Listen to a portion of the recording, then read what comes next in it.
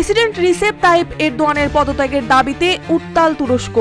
শেষ অবধি কি তাহলে 22 বছরের ক্ষমতা ধরে রাখতে পারলেন না এই শক্তিধর নেতা? এখানেই প্রশ্ন থেকে যায়, কি এমন কারণে উত্তাল তুরস্ক?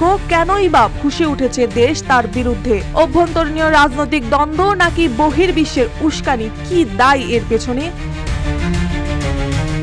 ঘটনার সূত্রপাত 19 মার্চ, যখন সন্ত্রাসে জড়িত থাকার অভিযোগে ইস্তাম্বুলের মেয়র একেরেম ইমামোগলুকে গ্রেফতার করা হয়। তিনি আগামী 2028 সালের প্রেসিডেন্ট নির্বাচনের বর্তমান প্রেসিডেন্ট রিসেপ তাইপ এরদোয়ানের প্রধান প্রতিনিধিত্ব হিসেবে বিবেচিত ছিলেন। গ্রেফতারের কিছুদিন আগেই তার প্রার্থিকতার বিষয়টি সামনে আসে। সরকার জানান, মেয়র ইমামোগলুর বিরুদ্ধে দুর্নীতি ও সন্ত্রাসী গোষ্ঠীকে অর্থায়নের অভিযোগ রয়েছে। তবে বিরোধীরা দাবি করছে এটা একটা রাজনৈতিক ষড়যন্ত্র।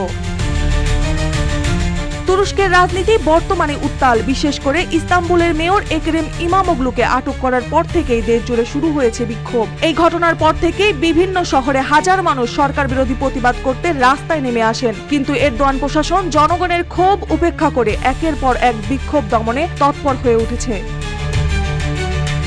তুরস্কে সরকারের বিরুদ্ধে প্রতিবাদ ছড়িয়ে পড়েছে দেশের নানা শহরে। রাজধানী আঙ্কারা থেকে শুরু করে ইস্তাম্বুল, ইজমির সহ আরো বিভিন্ন শহরে চলছে বিক্ষোভ। 343 জন বিক্ষোভকারীকে আটক করার পরেও আন্দোলন থেমে থাকছে না।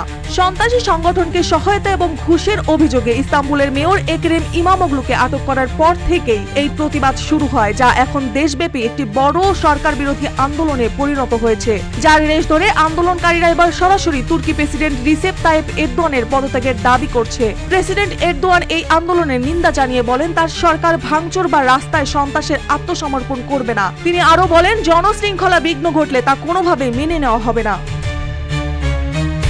সরকারের পক্ষ থেকে বিক্ষোভ দমনে একের পর এক পদক্ষেপ নেওয়া হচ্ছে। বিশেষ করে ইস্তাম্বুলের গুরুত্বপূর্ণ শহরগুলো বন্ধ করে দেওয়া হয়েছে এবং বিক্ষোভ ছড়িয়ে পড়া শহরগুলোতে 5 দিনের জামায়াত নিষেধাজ্ঞা জারি করা হয়েছে। এই পদক্ষেপগুলো আন্দোলনকারীদের রুখতে ব্যর্থ হয়েছে। গত শুক্রবার বিক্ষোভ চলাকালে পুলিশ আন্দোলনকারীদের ওপর পেপার স্প্রে, কাঁদানো গ্যাস এবং রাবার বুলেট ছোড়ে। আঙ্কারা, ইজমির সহ দেশের বড় শহরে বিক্ষোভকারীদের ছত্রভঙ্গ করতে পুলিশ বল প্রয়োগ করেছে। বিশেষ করে আঙ্কারার আন্দোলনরত শিক্ষার্থীরা প্রধান সড়ক ধরে এগিয়ে যেতে চাইলে পুলিশ কাঁদানো গ্যাস, শেল নিক্ষেপ করে তাদের ছত্রভঙ্গ করে দেয়। এদিকে আন্দোলনকারীরা প্রেসিডেন্ট এরদোয়ানের শাসনকে ফ্যাসিবাদ বলে অভিহিত করে স্লোগান দিচ্ছেন। সেই সঙ্গে প্রেসিডেন্টকে পদত্যাগ করার আহ্বান জানিয়েছেন তারা। আন্দোলনকারীদের দাবি, এরদোয়ান সরকার জনগণের অধিকারের ওপর হস্তক্ষেপ করেছে এবং দেশের গণতন্ত্রে হুমকি সৃষ্টি করেছে।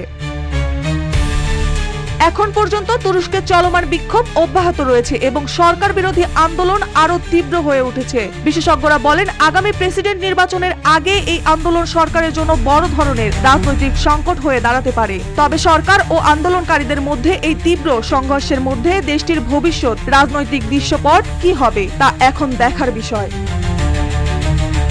মার্জিয়া মৌ, রূপালী বাংলাদেশ।